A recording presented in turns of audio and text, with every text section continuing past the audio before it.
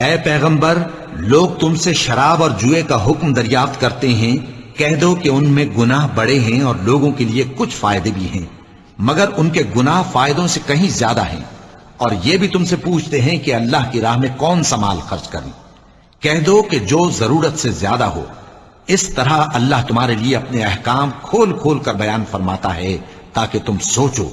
مومنو، جب تم نشے کی حالت میں ہو تو جب تک ان الفاظ کو جو منہ سے کہو سمجھنے نہ لگو، نماز کے پاس نہ جاؤ،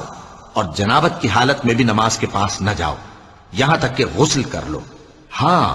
اگر بحالت سفر رستے چلے جا رہے ہو اور پانی نہ ملنے کے سبب غسل نہ کر سکو تو تیمم کر کے نماز پڑھ لو، اور اگر تم بیمار ہو یا سفر میں ہو یا کوئی تم میں سے بیت الخلا سے ہو کر آیا ہو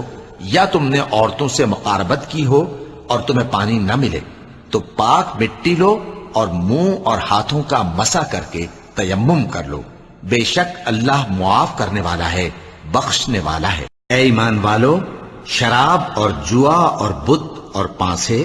یہ سب ناپاک کام اعمال شیطان سے ہیں، سو ان سے بچتے رہنا تاکہ تم کامیاب ہو جاؤ۔